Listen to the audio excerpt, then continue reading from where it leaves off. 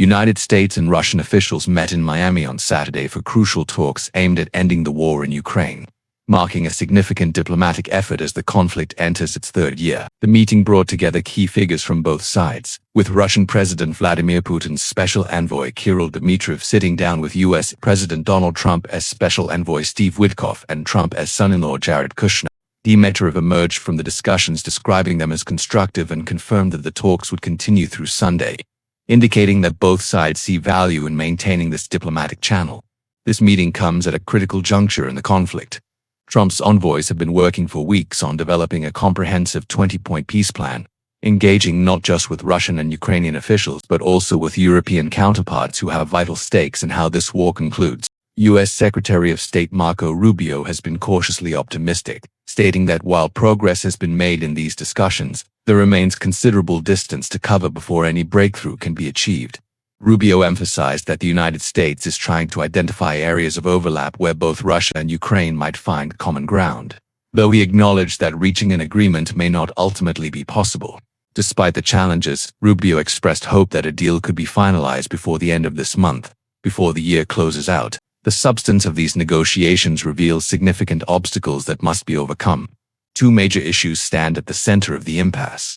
First is the question of territory, with Russia currently occupying substantial portions of Ukrainian land and showing little willingness to relinquish control over these areas.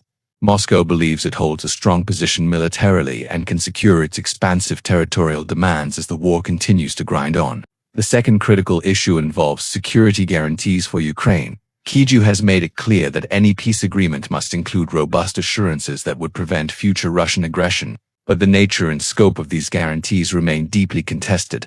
European allies of Ukraine are also experiencing political fractures over how to approach the conflict, adding another layer of complexity to an already difficult diplomatic puzzle. From Kyiv's perspective, Ukrainian President Volodymyr Zelenskyy has expressed support for the US-led negotiation process, but he's been emphatic that diplomacy alone will not be sufficient. Zelenskyy is calling on Washington to significantly increase pressure on Moscow, arguing that Russian President Putin does not yet feel the kind of pressure necessary to make meaningful concessions at the negotiating table. The Ukrainian leader stated bluntly that America must make clear to Russia that if diplomacy fails, there will be full and comprehensive pressure applied. This reflects a broader Ukrainian concern that Russia may be engaging in talks primarily to buy time while continuing its military operations, rather than genuinely seeking a peaceful resolution. Washington has proposed a new framework for advancing the negotiations, suggesting a format involving three-way talks at the level of national security advisors from Ukraine, Russia, and the United States. Zelenskyy has expressed skepticism about whether this format would produce anything substantially new, given that previous negotiation attempts have yielded limited results. However, the Ukrainian president indicated he would support these trilateral discussions if they could lead to tangible progress in specific areas. He mentioned prisoner exchanges as one concrete outcome that would justify the talks, or if the discussions among national security advisors could pave the way for a summit meeting between national leaders. Zelenskyy made clear that Ukraine cannot oppose efforts that might result in the return of prisoners of war or create pathways to high-level diplomatic engagement. The history of direct negotiations between Ukrainian and Russian representatives has been sparse since the full-scale invasion began. The last time the two sides held official direct talks was back in July in Istanbul, and those discussions produced very little beyond agreements on prisoner swaps. The limited success of past negotiation attempts underscores the difficulty of the current diplomatic initiative and explains some of Zelenskyy's caution about expecting breakthroughs. Meanwhile, the situation on the ground remains dire and continues to deteriorate. The Miami talks unfolded against a backdrop of continued violence and destruction. Just hours before the negotiations, a Russian ballistic missile strike on port infrastructure in Ukraine's Odesa region killed at least 8 people and wounded 30 others. Among the casualties were civilians who were struck when the attack hit a civilian bus. Ukrainian Prime Minister Yulia Sviridenko confirmed the rising death toll as rescue operations continued. The Odesa region has been subjected to particularly intense Russian attacks in recent weeks, with strikes hitting critical infrastructure including bridges and power facilities. These attacks have left hundreds of thousands of residents without electricity and heating during freezing winter temperatures, creating a humanitarian crisis alongside the military conflict. Russia has explicitly stated that it will expand its strikes on Ukrainian ports in retaliation for Ukrainian attacks on Russian oil tankers that have been used to evade international sanctions. This cycle of escalation demonstrates how difficult it will be to achieve a ceasefire, even as diplomatic talks continue. Ukraine, for its part, is not sitting idle. Ukrainian forces claimed on Saturday that they successfully destroyed 2 Russian fighter jets at an airfield in Crimea, which Russia has occupied since 2014.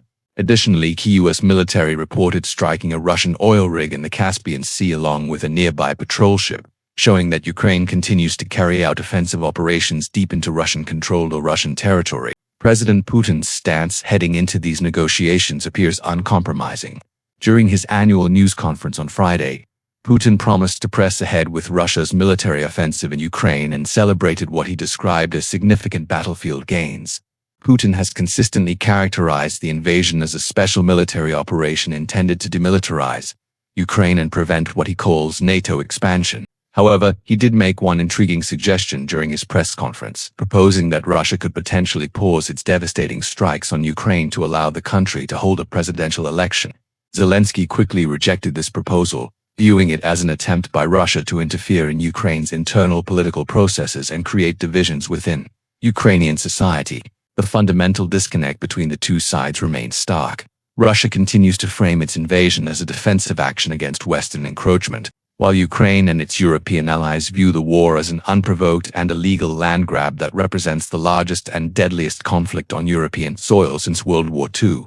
This war has unleashed a massive wave of violence and destruction, displacing millions of people, destroying entire cities, and causing tens of thousands of military and civilian casualties. The economic costs have been staggering, with Ukraine's infrastructure devastated and European economies strained by energy disruptions and the costs of supporting Ukraine militarily and economically. As these diplomatic efforts continue, several key questions remain unanswered. Can the United States broker a deal that addresses Ukraine's security concerns while being acceptable to Russia? Will European allies remain united in their support for Ukraine if negotiations drag on? How much longer can Ukraine sustain its military resistance if Western military aid faces political challenges? And perhaps most critically, is Russia genuinely interested in a negotiated settlement, or is it simply using diplomatic talks as cover while pursuing maximum territorial gains on the battlefield? The answers to these questions will determine whether the Miami talks represent a genuine turning point toward peace or merely another chapter in a conflict that shows no signs of ending. What is clear is that while diplomats talk in Miami, people continue to die in Ukraine, infrastructure continues to be destroyed, and the humanitarian crisis continues to deepen with each passing day of winter.